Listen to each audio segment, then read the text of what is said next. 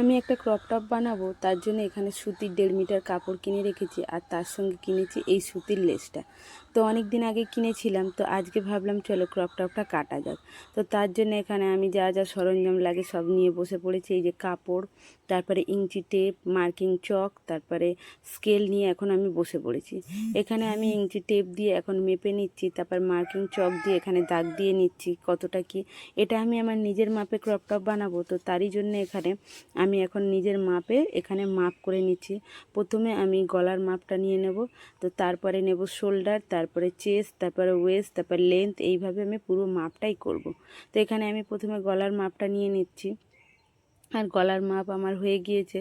আর এখন আমি নেব চেস্টের মাপটা। তো এক এক করে আমি সব মাপগুলো এক এক করে করে নিয়ে তারপর স্কেল দিয়ে দাগ টানবো। তো এখানে আমার চেস্টের মাপ আর গলার মাপ হয়ে গিয়েছে। এখন এখানে আমি নিচের মাপটা করে নেব, নিয়ে তারপর এখানে স্কেল দিয়ে আমি দাগ কেটে নেব। আর আমি এখানে 2 ইঞ্চি এক্সট্রা রেখেছি, কারণ সেলাই যদি ছোট বড় হয় তাই জন্য সবসময় একটু মাপের থেকে এক্সট্রা রেখে কাটতে হয়। তো এখানে আমি স্কেল দিয়ে দাগ টেনে নিচ্ছি পুরোটাই। তো এখানে আমার পুরোটা মাপ নেওয়া হয়ে গিয়েছে, এখন স্কেল দিয়ে আমি দাগ টেনে নিচ্ছি। আর এই যে আমি সাইডে 2 ইঞ্চি এক্সট্রা রেখে তারপরে আমি মাপটা নিয়েছি। তো এখানে আমার সাইডের মাপটা নেওয়া হয়ে গিয়েছে। এবার আমি গলার মাপটা নিচ্ছি, আর 1 ইঞ্চি রেখে আমি গলার শেপ দেবো হাত দিয়ে। তো এখানে মার্কিং চকের সাহায্যে আমি এখন গলার শেপটা দেবো, আর এই যে শোল্ডারের শেপটাও দেবো। তো এখন মার্কিং চক দিয়ে আমি এখন গলার শেপটা দিয়ে নিচ্ছি, যেহেতু আমি গোল গলা করব তাই জন্য আমি গোলই দিয়েছি।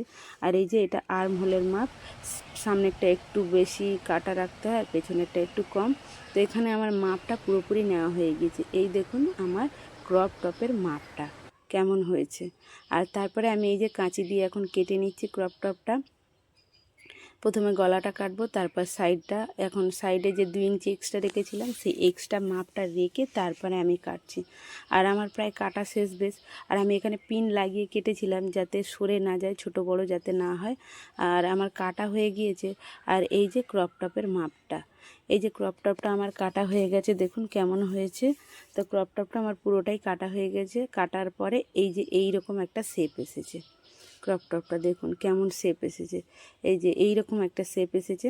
এটা আমার ক্রপ টপটা কাটা হয়ে গিয়েছে, আর বাকিটা আমি পরের পার্টে দেখাবো।